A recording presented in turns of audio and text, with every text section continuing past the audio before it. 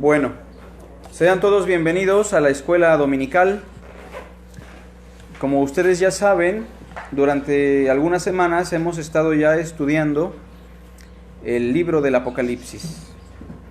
Un libro que de alguna manera ha servido como punto de controversia entre algunos cristianos a lo largo de la historia, pero nosotros queremos simplemente enfocarnos en las promesas y en el significado central que el documento inspirado por el Espíritu Santo nos quiere dar. Y hemos terminado ya con la sección del mensaje a las 7 iglesias. Ustedes bien recordarán que estudiamos 7 iglesias en las cuales había algunas virtudes y algunas carencias con las cuales nosotros nos podemos identificar como iglesia local hoy en la actualidad. Pero hoy día vamos a entrar a una nueva sección que creo yo se complica un poquito más en cuanto a símbolos se refiere, porque su lenguaje se va a empezar a desarrollar a través de símbolos que en la marcha vamos a tratar de comprender. Bueno, abran sus Biblias en Apocalipsis 4.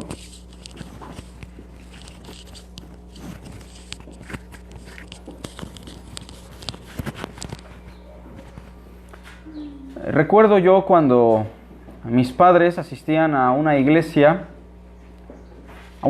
católica, y por ahí mi madre ya empezaba a leer las escrituras, y yo recuerdo que por ahí a mi madre y a mi padre les decían que no leyeran el Apocalipsis porque era un libro de terror, y que las personas que le daban lectura a este documento regularmente quedaban locas, ¿no? Bueno, esto es una exageración, pero muchas veces en el cristianismo, de manera muy sutil y muy maquillada, como que se quiere proponer algo similar, ¿no? Como que este es un libro del cual no debemos discutir mucho, vamos a enfocarnos en otras cosas, pero bueno, hay que recordar lo que dice la misma palabra: las cosas secretas pertenecen al Señor nuestro Dios, mas las reveladas son para nosotros y para nuestros hijos. Toda la Escritura es inspirada por Dios y útil, tanto para redarguir como para corregir, para instruir, para que el hombre de Dios sea perfecto. Recordando también que nunca la profecía fue traída por voluntad de hombres, sino que fueron inspirados por el Espíritu Santo. Ahora bien, en el capítulo 4 entramos en una nueva sección de símbolos que tal vez ya no son tan conocidos, pero hay dos cosas que me gustaría que ustedes recuerden. La clave para poder interpretar correctamente este libro radica en lo siguiente. Número 1, tratar de interpretar los símbolos en el mismo contexto. Es decir, pensando en los símbolos más famosos del Apocalipsis, como el 666, que aparece en el capítulo 13, hay personas que han sacado interpretaciones muy interesantes, pero muy alejadas de la verdad. Por ejemplo, algunas personas pensaban que el 666 era un número que estaba de alguna manera reflejando la presencia del papado. Y los reformadores como Calvino, Martín Lutero y algunos otros llegaron a decir que el 666 era el símbolo del Papa. Obviamente que para la época esto era muy aceptado, ¿no? Porque el Papa era una especie de anticristo. Pero claro que el texto nunca estaba apuntando al papado. Otras personas, cuando inició la Segunda Guerra Mundial, ahí en Inglaterra, algunos estudiantes llegaron a sugerir que el 666 era un número que multiplicado por otro número, que restado por otro número, etc., daba el nombre de Hitler. Y entonces el anticristo o esa bestia estaba simbolizada por el 666 y era en alusión a Adolfo Hitler. Y así otros apuntaban al emperador Nerón, otros apuntan a la www, que es de alguna manera un código que aparece en la red, es el código del internet, y entonces el 666 está simbolizando el internet, que es el anticristo virtual, ¿no? Pero cuando nosotros leemos el texto con detenimiento, nos damos cuenta que el 666 inmediatamente dice que es número de hombre. Y entonces el 666 no es ni en alusión a Hitler, ni en alusión al Papa, ni en alusión al Internet. El 666 está simbolizando al hombre en general, al ser humano, ¿no? En este caso se dice 666 porque es la forma hebrea de expresar con intensidad una idea.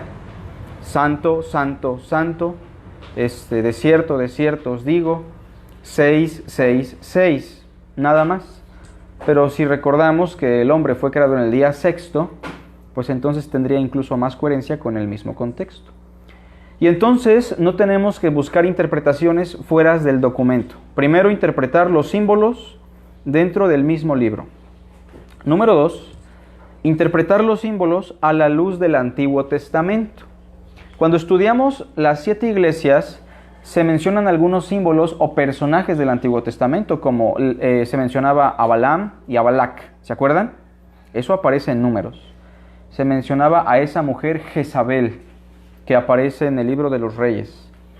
Y entonces en el Apocalipsis vamos a encontrar símbolos como la serpiente antigua, el dragón, el arco iris, símbolos como el número 1000, por ejemplo.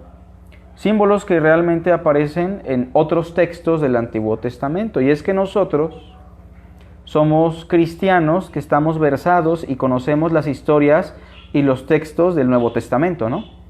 Pero el Apocalipsis fue escrito para hermanos que se sabían de memoria y que estaban muy acostumbrados a escuchar y a escudriñar los libros del Antiguo Testamento. Y es por eso que para ellos no era complicado descifrar muchos de los símbolos, porque era parte de su lectura diaria, ¿no? Bueno, ahora, cuando hablamos del Apocalipsis, tenemos que hablar de símbolos, porque ese es el elemento literario que más aparece en este género. Cuando vamos a Proverbios, lo que aparece es una especie de poesía hebrea, y se caracteriza por una especie de paralelismos que son propios de la poesía, pero aquí no. Aquí no tenemos ni poesía, aquí no tenemos otra cosa más que símbolos. Pero los símbolos los vamos a clasificar en 3 partes aquí en el curso. Número 1, los símbolos pueden ser representados a través de números.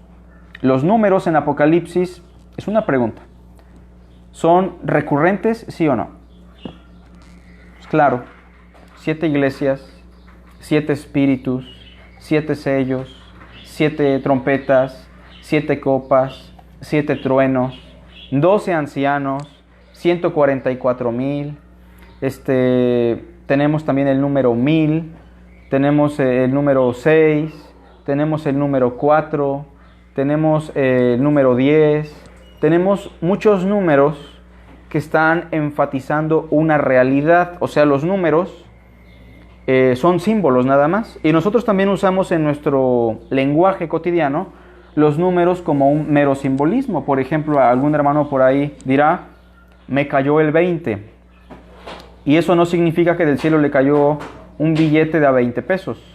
Cuando el hermano dijo, me cayó el 20, con esto está usando un número que está expresando, por fin entendí, ¿no? O algunos dicen por ahí, está a 2 que 3. Y con esto está diciendo, está más o menos. Los números también en nuestro lenguaje están representando conceptos. Bueno, entonces en primer lugar, los símbolos van a aparecer como números. También tenemos otra forma de símbolos que son los animales.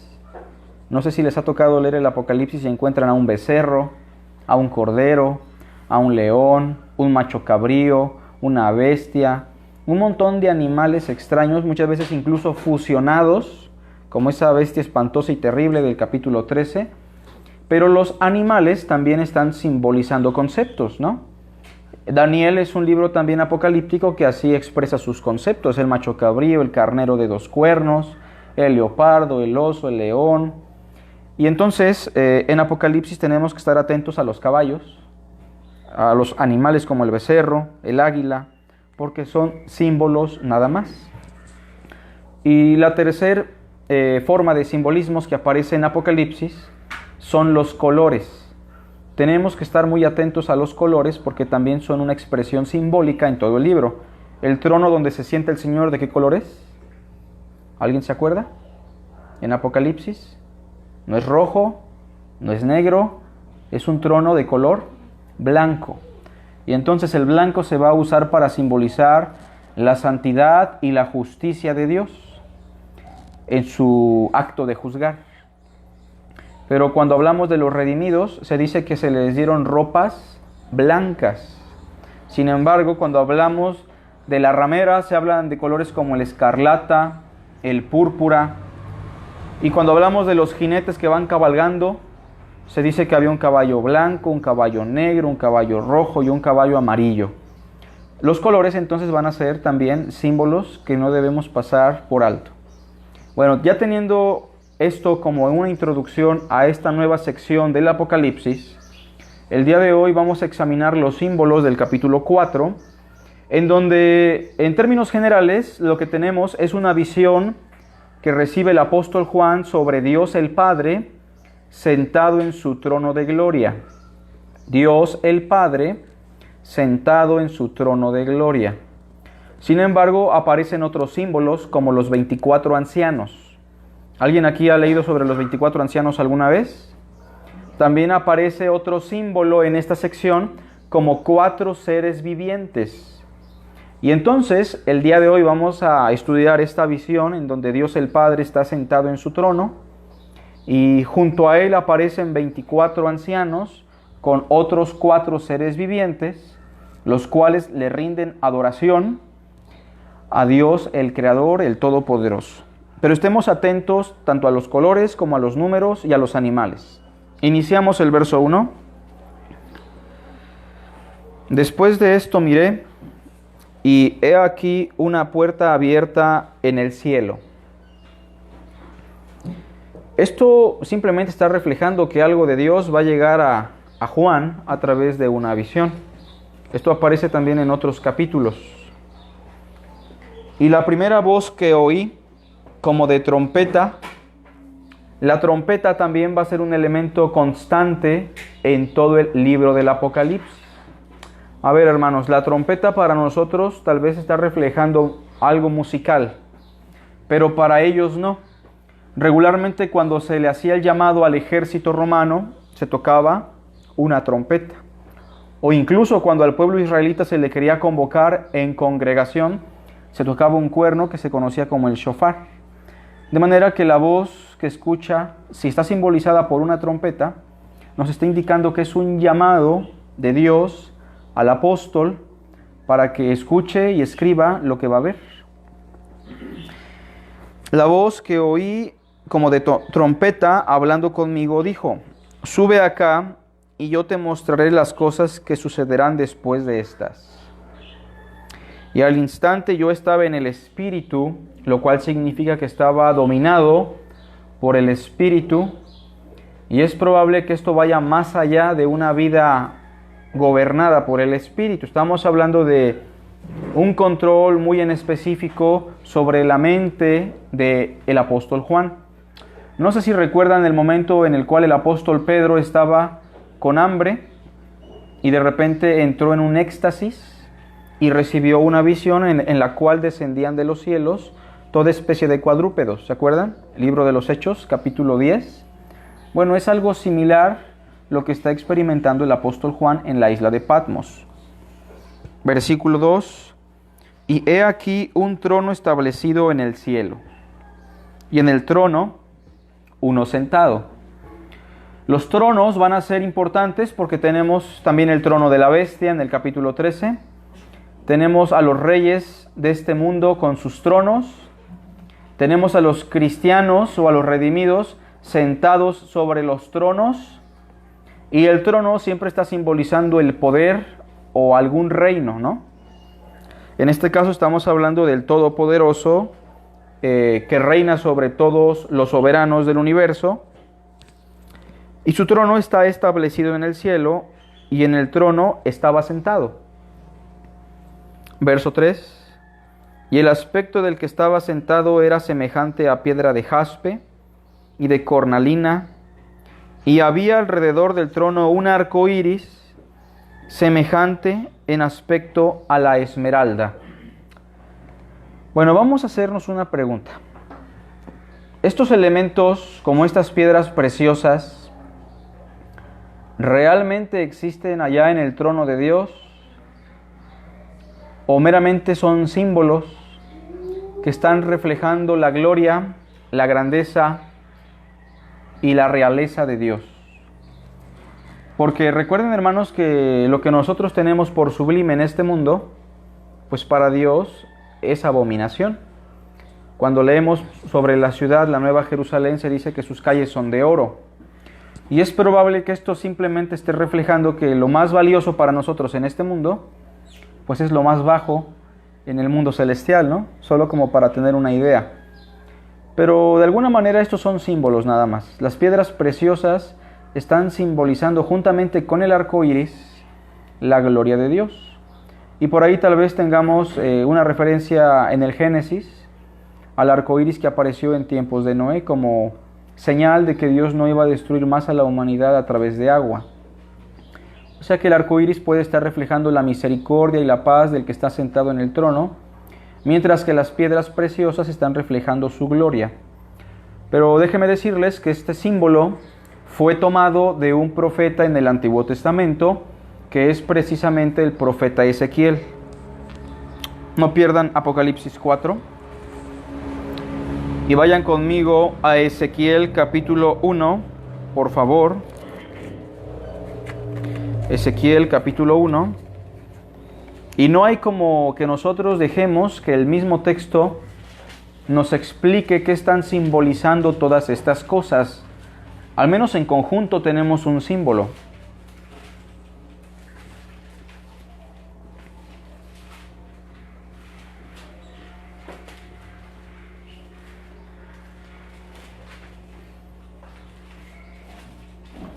Ezequiel 1, vamos a dar lectura del verso 26 al verso 28. ¿Sale? Ezequiel 1, del verso 26 al verso 28.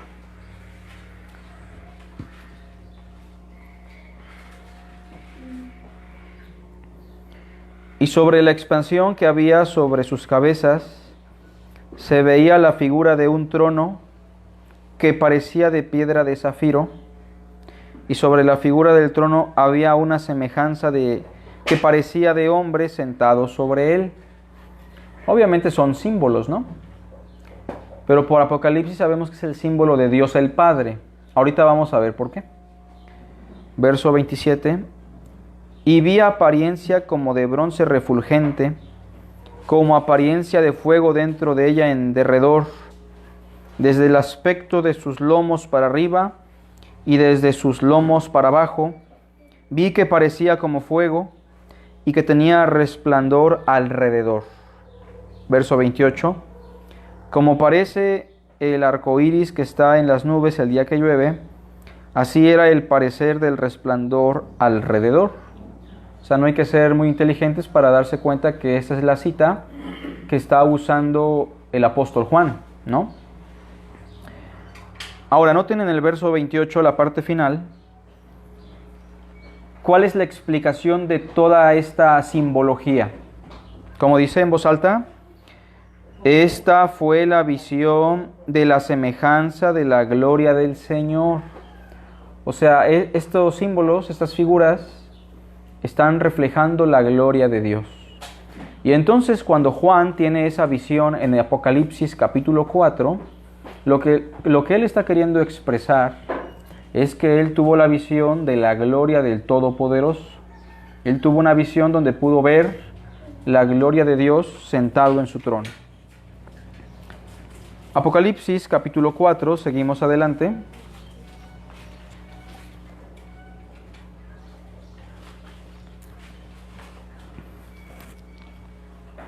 Verso 4.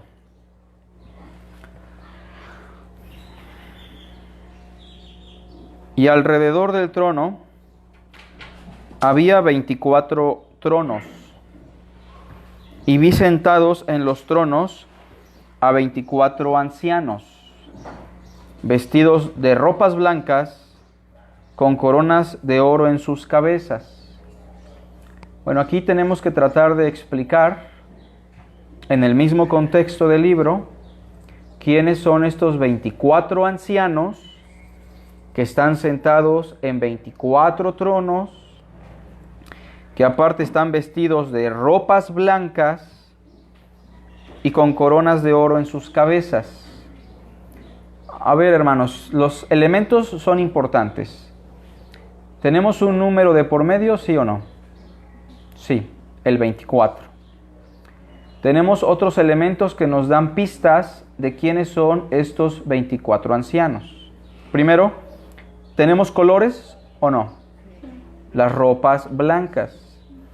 Y hay otros elementos que los acompañan, como 24 tronos donde están sentados y coronas sobre sus cabezas. Bueno, fíjense, algunas personas dicen, y ahorita simplemente vamos a hablar de lo que algunos dicen. Dicen que los 24 ancianos están reflejando a las 12 tribus y a los 12 apóstoles que están sentados juntamente con Cristo y con Dios el Padre reinando. No suena muy descabellado, pero vamos a tratar de que el mismo documento nos explique quiénes son estos 24 ancianos. Otros dicen que está representando a los redimidos del Antiguo Testamento y redimidos del Nuevo Testamento. 12 más 12. Bueno, primero vamos a pensar en el número 12, porque definitivamente el 24 es el resultado de una base. Su base es el 12. En Apocalipsis vamos a encontrar, hermanos, 24 ancianos. Tiene relación con el 12.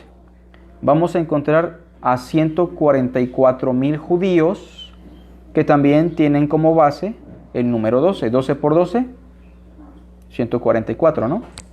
Y también cuando vamos a Apocalipsis, vayan conmigo al capítulo 21, por favor. Y se empieza a describir la Nueva Jerusalén. Se dan algunos números interesantes que nosotros debemos de identificar. Bueno, primero, la ciudad, la Nueva Jerusalén no es un lugar, O sea, no pensemos que es un lugar que realmente está tratando de describir el Apocalipsis. La Nueva Jerusalén es un símbolo de los ciudadanos, ¿se entiende?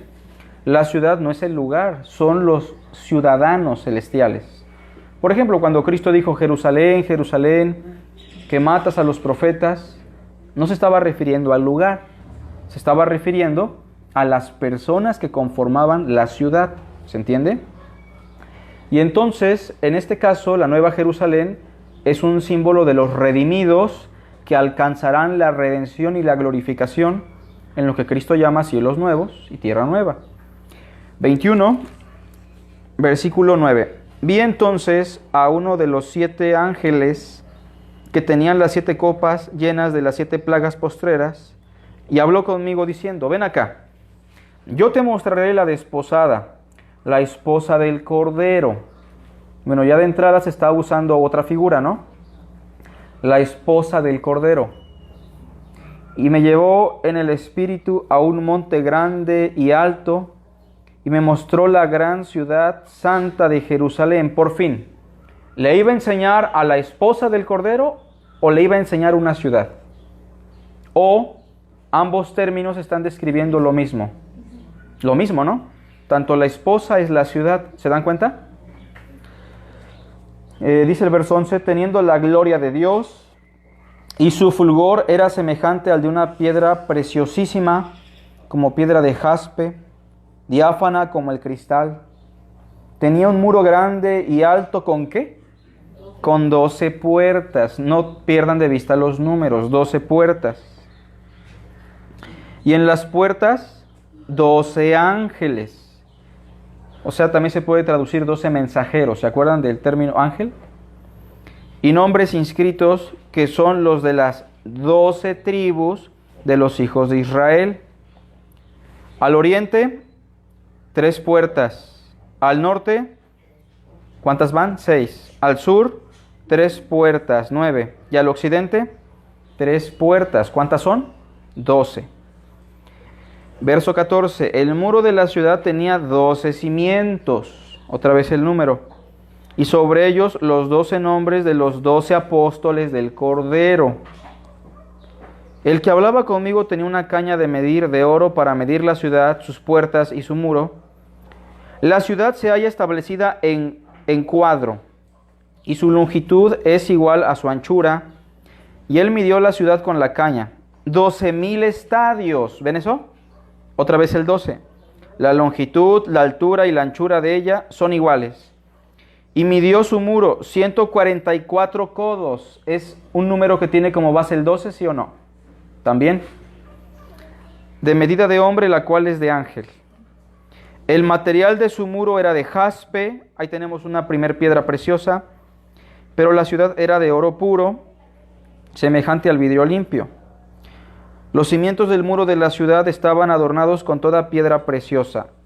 El primer cimiento era de jaspe, número 1, el segundo zafiro, el tercero ágata, el cuarto esmeralda, el quinto ónice, el sexto cornalina, el séptimo crisólito, el octavo berilo, el noveno topacio, el décimo crisopraso, el undécimo jacinto y el duodécimo amatista. ¿Cuántos? 12. ¿Se dan cuenta? 12 piedras preciosas. Las 12 puertas eran 12 perlas. Cada una de las puertas era una perla. Bueno, y podemos seguir leyendo, pero entre todos los elementos difíciles de comprender, ¿qué es lo que quiere transmitir Juan en esta visión? El 12, ¿no? Ahora, ¿qué está representando el 12? El 12, tanto en la cosmovisión judía como oriental, es el número que representa a los redimidos o a las agrupaciones religiosas de Oriente. En este caso, 12 más 12 da 24. Y vamos a darnos cuenta que no es estrictamente un número cuadrado, sino que está simbolizando una cantidad mayor. Vean conmigo Apocalipsis 5. Aquí se explica quiénes son los 24 ancianos. Pero recuerden eso. Cuando encuentren en Apocalipsis el 12, se está representando a los redimidos. Entonces la ciudad nos está diciendo a gritos que es la ciudad de los redimidos, ¿se entiende? Que es la nueva morada de los salvados, que es el lugar de reposo para los que creyeron en Cristo. 5, versículo 8 y 9. Vean cómo dice. Y cuando hubo tomado el libro, los 4 seres vivientes, ahorita no piensen en ellos, y los 24 ancianos, que vamos a explicar quiénes son, se postraron delante del Cordero. Todos tenían arpas y copas de oro llenas de incienso, que son las oraciones de los santos. Y cantaban un nuevo cántico diciendo: digno eres de tomar el libro y de abrir sus sellos. ¿Quiénes están cantando? Los 24 ancianos, ¿no? Porque tú fuiste inmolado y con tu sangre nos has redimido para Dios de todo linaje.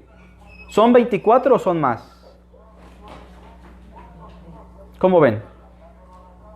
Pues si es de todo linaje, pues no está hablando nada más de 24 linajes. Está hablando de más, ¿se entiende? Y nos has redimido para Dios de todo linaje y lengua. ¿Cuántas lenguas existen? Son miles, ¿no? Entonces los 24 ancianos no son 24, son más. Y pueblo y nación. Entonces son redimidos, ¿no? Ya con eso tenemos una idea más clara. Los 24 ancianos son el simbolismo de los redimidos, de todo linaje, lengua, pueblo y nación. Pero otra cosa en el verso 10, ¿qué más? Y nos has hecho para nuestro Dios reyes y sacerdotes. Por eso los 24 ancianos están sentados sobre 24 tronos y tienen coronas sobre sus cabezas. ¿Por qué? Porque son reyes juntamente con Dios y con Cristo, porque han participado del reino. La frase del verso 10 termina diciendo: y reinaremos sobre la tierra. Ya lo hemos explicado alguna vez, que nosotros no reinaremos sobre la tierra. De hecho, la traducción más correcta es: y reinamos sobre la tierra, porque tampoco el texto dice: y nos harás un reino, dice: y nos has hecho. Ahora, si alguien tiene la Biblia de Jerusalén, puede corroborar que la mejor traducción es esa, y reinamos sobre la tierra. Ya estamos reinando en este mundo juntamente con Cristo. Bueno, ese es un asunto que pueden corroborar con calma. Ahora, hermanos, regresando entonces al asunto principal de los 24 ancianos, ¿por qué no dice 12 ancianos? Si el 12 es el número de los redimidos, ¿por qué tiene que decir 24 ancianos? Porque precisamente los redimidos, en la perspectiva del Nuevo Testamento, se podían ver en dos formas, ¿no? Obviamente hay un solo pueblo de redimidos, no hay dos, pero los redimidos venían de un pueblo o de otro pueblo. Se hablaba de los judíos redimidos y se hablaba de los gentiles redimidos. De hecho, en Apocalipsis van a encontrar una primer visión. Redimidos judíos, 12,000 de cada tribu. Y después van a encontrar redimidos gentiles que ni siquiera se pueden contar.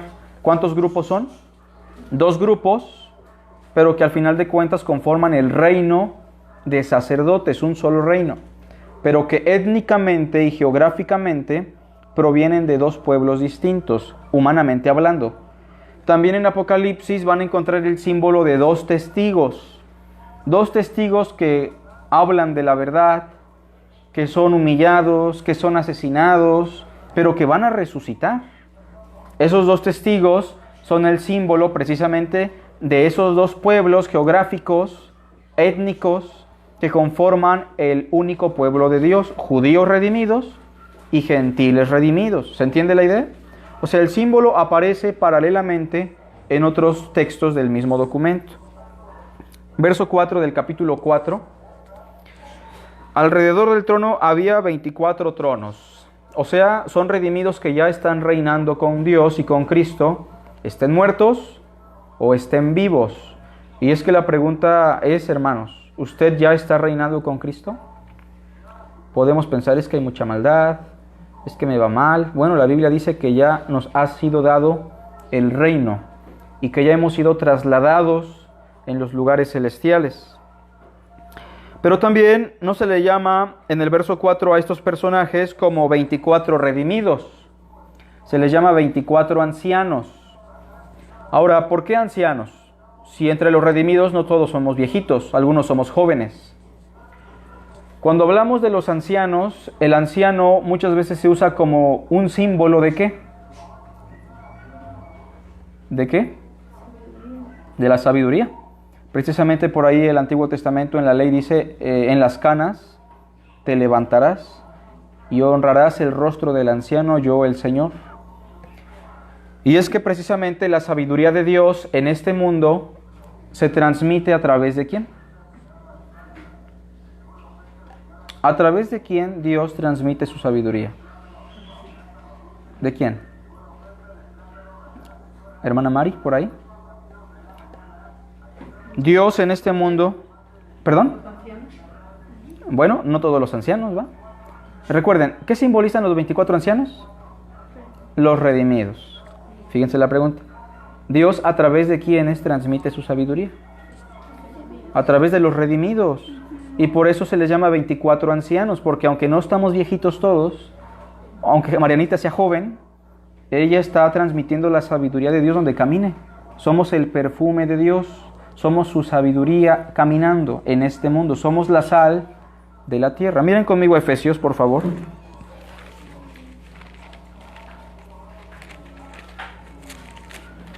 A ver si me están captando.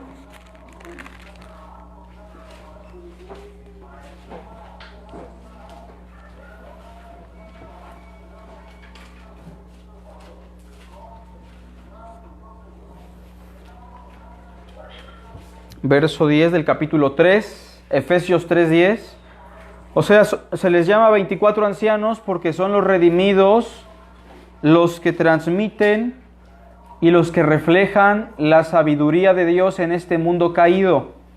Pero aparte de transmitir la sabiduría de Dios, son los únicos que participan del reino con Dios el Padre y con Cristo. ¿Se entiende? Y están vestidos de ropas blancas precisamente porque son redimidos, precisamente porque sus pecados han sido lavados, porque han sido perdonados. No son tampoco ángeles, porque los ángeles no fueron redimidos, sino nosotros.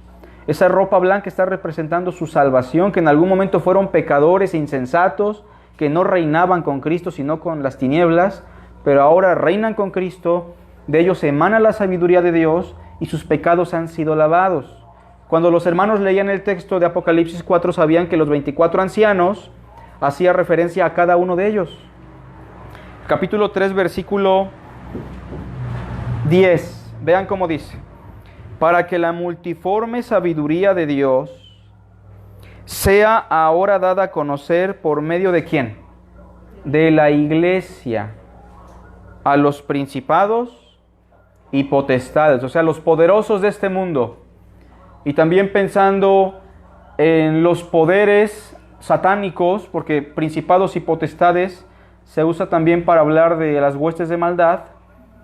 Los ángeles que cayeron y desobedecieron pensando que Dios era injusto y que Dios no era sabio, ahora de nosotros reciben el testimonio de la sabiduría, de pecadores como nosotros que ni siquiera somos versados, tal vez en alguna ciencia. Pedro, Juan, los apóstoles, personas humildes, son aquellas que han sido redimidas y que ahora transmiten y reflejan la multiforme sabiduría de Dios. Y entonces entendemos por qué se les llama 24 ancianos. O sea, ¿por qué a Timoteo se le llama anciano si era un joven en las cartas pastorales? ¿Por qué a Tito se le llama anciano y a los pastores si no todos eran viejitos? No solamente porque eran redimidos, es que dentro de la iglesia son los que transmiten la sabiduría.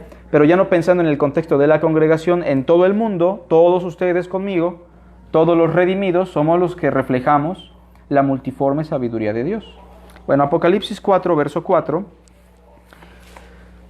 Vamos a tratar de recapitular los elementos. Los tronos y las coronas están reflejando el reino. Son participantes del reino. Las ropas blancas están reflejando que son redimidos, que han sido lavados con la sangre del Cordero, como dice el capítulo 7. Y el hecho de que se les llame ancianos está reflejando que son aquellos que reflejan y transmiten la multiforme sabiduría de Dios en todo lo creado. ¿Se entiende? Ok, versículo 5. Y del trono salían relámpagos y truenos y voces. Relámpagos, truenos y voces. Si han leído el Antiguo Testamento, se acuerdan que cuando Dios descendió al Sinaí, esos fueron los mismos elementos, relámpagos, truenos y voces. Fue tan terrorífico el descender de Dios al monte que los israelitas le dijeron a Moisés que por favor ya no descendiera el Señor, sino que hablara Moisés en nombre de Dios. Y esto está reflejando que del trono surge el decreto de Dios, que Dios habla desde su trono. Y está enfatizando otra vez que es Dios el Padre quien está sentado en ese trono. Y dice en el verso 5 que del trono ardían 7 lámparas de fuego, los cuales son los 7 espíritus de Dios. O sea, también ahí en el trono, junto al Padre, tenemos el símbolo de los 7 espíritus. Un número que refleja la plenitud, lo sagrado, lo perfecto. ¿Alguien recuerda qué son los 7 espíritus? Porque ya lo explicamos, ¿no? ¿Alguien se acuerda qué simbolizan los 7 espíritus? ¿Camilita? ¿No? Hermana Celia, ¿usted recordará quiénes son los 7 espíritus? ¿No? Hermana Laura, los 7 espíritus. ¿No? Hermano Rafa. El Espíritu Santo. Es el Espíritu Santo, así de sencillo, ¿no? O sea, el Espíritu Santo en su plenitud, el Espíritu Santo en su perfección. ¿Se acuerdan que en el principio del curso dijimos que Juan decía, gracia y paz sea a vosotros del que es, el que era y del que ha de venir? Y de los 7 espíritus que están delante de su trono. O sea, de los 7 espíritus puede emanar la gracia y la paz únicamente si ellos son Dios también. Y no es que sean 7 espíritus, es un espíritu nada más. Efesios dice un bautismo, un espíritu, un Dios, pero el número 7 está reflejando su perfección. Aparte, es un elemento que surge de Zacarías, ¿no? Donde Zacarías recibe una visión de 7 lámparas, 7 tubos, y se le dice aquí al rey Zorobabel, no con fuerza, sino con mi Santo Espíritu. Y también se usa el número 7 porque en Isaías, capítulo 11, al Espíritu Santo se le describe con 7 virtudes o 7 características. Bueno, eso es importante que lo recordemos nada más. Verso 6. Y delante del trono había como un mar de vidrio semejante al cristal. Y junto al trono y alrededor del trono, 4 seres vivientes llenos de ojos delante y detrás. Es una fusión de símbolos, tanto de Ezequiel como de otros textos. Pero pensemos en que son 4 seres vivos o 4 seres vivientes. El número 4 es importante tenerlo en mente. Espero que no sea muy tedioso para todos ustedes esto, pero es importante que lo estemos enfatizando. Así como el 12 representa a los redimidos, el número 4 está representando un concepto. Miren, en la antigüedad, ¿cuántos elementos se conocían? ¿Cuántos elementos tenían en mente las personas en el imperio? Solo 4, ¿no? Era el fuego, el agua, la tierra y el aire, nada más, ¿no? Y de hecho por ahí hay una serie, ¿no?, de anime que habla de eso, ¿no? Cuando Pedro dice que los elementos ardiendo serán deshechos, está pensando probablemente nada más en esos 4 elementos. Nosotros, a través de los siglos, hemos descubierto que no hay 4 elementos, hay más: hidrógeno, helio, litio, y hay una infinidad de elementos, ¿no? Bueno, el punto es que así como en el mundo hay 4 elementos en la mentalidad antigua, también había 4 puntos cardinales, nada más. Y entonces el número 4 siempre está reflejando el cosmos. ¿Qué es el cosmos? Nuestra creación, el universo físico como lo conocemos. Entonces, si el número 4 aparece aquí, en el mismo contexto va a aparecer la creación. No se olviden de esto, porque en la lectura que estamos teniendo van a encontrar por ahí el elemento de la creación. El 4 es el símbolo de lo creado. Vean también el capítulo 7 conmigo, verso 1. Después de esto vi a 4 ángeles, ahí está el 4, en pie sobre los 4 ángulos de la tierra. ¿Está la creación relacionada al 4? Sí. Para que detenían los 4 vientos de la tierra, para que no soplase viento alguno sobre la tierra, ni sobre el mar, ni sobre ningún árbol. El número 4 ya está reflejado ahí y relacionado con la creación, o sea, los ángeles están como listos para destruir nuestro mundo, para emitir el juicio, la destrucción, la aniquilación del universo. Lo que quiero reflejar nada más es que el 4 ahí aparece reflejando a la creación. Bueno, capítulo 4, versículo 7. Vamos a examinar a los 4 seres vivientes, por favor. A ver, vamos a dar lectura. Versículo 7. El primer ser viviente era semejante a un león. ¿Se acuerdan de los animales que también dijimos eran símbolos? Bueno, el león de alguna manera refleja o simboliza algo muy en especial. El segundo ser viviente era semejante a un ¿qué? A un becerro, o sea, un toro, ¿no? El tercero tenía rostro como de hombre. Y el cuarto era semejante a un águila. Si el 4 está reflejando todo lo creado, cada animalito o cada ser viviente está reflejando una forma de vida dentro de nuestro mundo creado. En este caso, el león, hay que anotarlo para que no se les olvide, está simbolizando la vida salvaje. Es muy probable que sea eso. O sea, en el león están enclaustrados todos los animales que pertenecen a la vida salvaje. Aquellos animales que no podemos domesticar tan fácilmente están simbolizados por el león. Después tenemos a uno semejante a un becerro. ¿Qué diferencia hay entre el león y el becerro? Aparte de la fuerza. Bueno, que uno puede ser domesticado y el otro no tan fácil, ¿no? Sabemos que podemos domesticar a un león si queremos, pero no es tan fácil.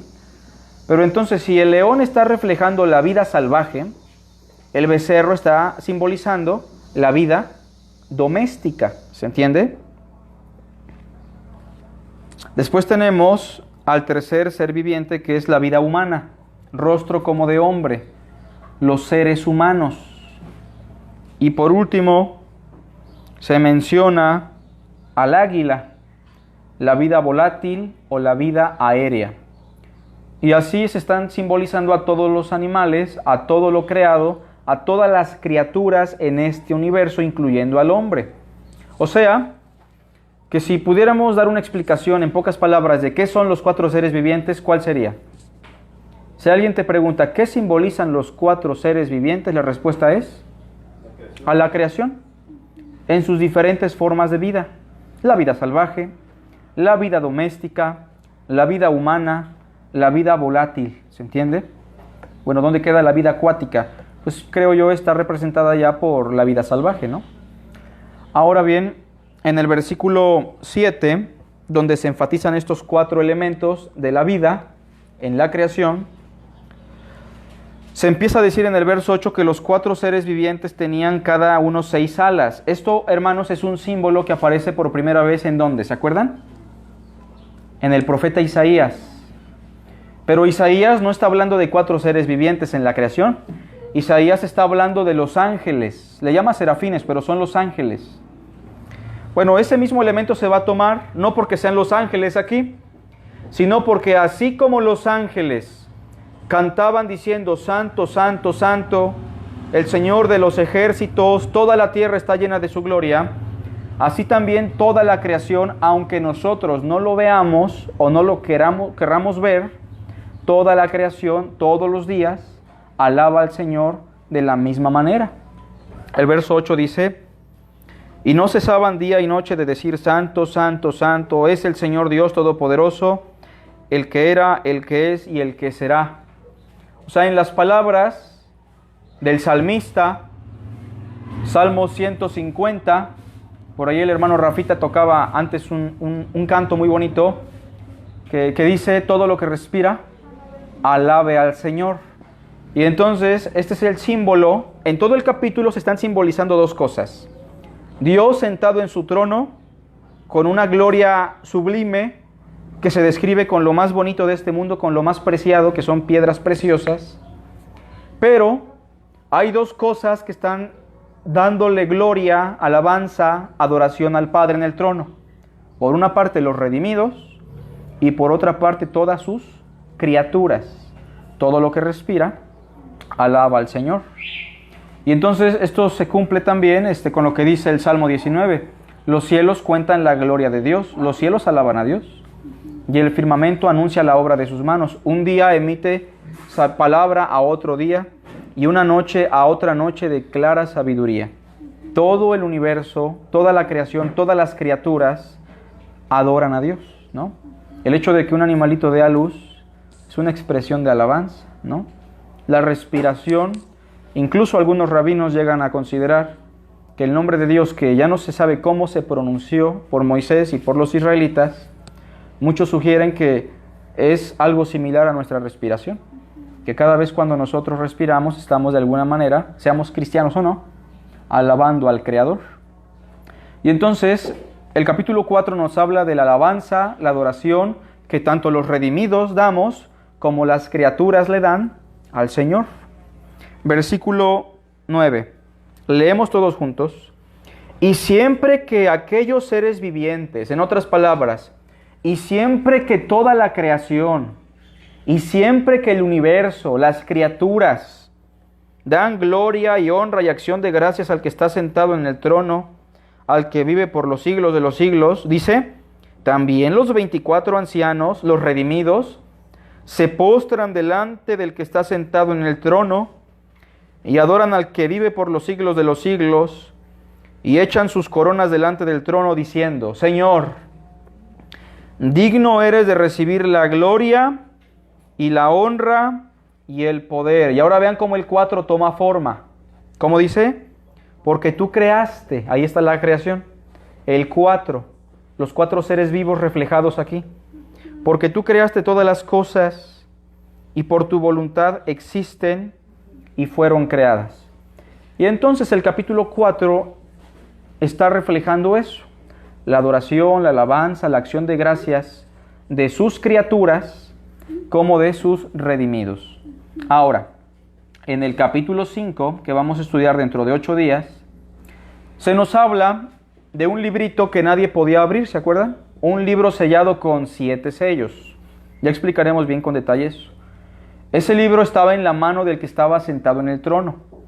Y Juan lloraba mucho porque nadie lo podía abrir. Ya explicaremos por qué lloraba. Pero entonces sabemos que el que está sentado en el trono en el capítulo 4 es el Padre, porque el que llega a escena en el capítulo 5 es el Hijo. Es el Cordero que fue inmolado, el león de la tribu de Judá, que ha vencido. Y entonces ahí entramos a otra sección. Digamos entonces que el capítulo 4 y el capítulo 5 son un conjunto, una amplificación de lo que Daniel explicó en el capítulo 7 de su libro, en donde hay un anciano de días sentado en su trono y que de repente viene uno semejante al Hijo del Hombre, al cual se le entrega todo reino, poder y gloria para que domine sobre todo el universo. Y entonces esa explicación tan pequeña de Daniel se amplifica en el capítulo 4 y el capítulo 5 del libro del Apocalipsis. ¿Cuál es la implicación de esta enseñanza? No solamente es descifrar los símbolos, no solamente es que usted diga, pues ya hoy me fui contento porque ya me aprendí los símbolos del capítulo 4, sino que usted, siendo un redimido, aprenda a honrar a Dios, alabarlo, adorarlo, darle acción de gracias, y que también usted esté consciente de que todas sus criaturas lo alaban, aunque nosotros no lo podamos percibir. Los pajaritos cantando están alabando al Señor, ¿no? Ellos no son conscientes de eso, obviamente, pero Dios deja que toda su creación, sus maravillas, lo estén alabando. Vamos a hacer una oración y en unos minutos iniciamos. Gracias, Padre, por tu palabra. Bendícela en nuestro corazón y permítenos seguir estudiando este libro maravilloso en el cual encontramos no solamente tu terror, porque sin duda alguna tu ira se expresa por todas partes, pero también encontramos tu victoria, tu misericordia, tu paz, y tenemos confianza de que nada seremos avergonzados, porque confiamos en la justicia de tu Hijo Jesús. Te lo rogamos, Padre, en Cristo nuestro Salvador. Amén.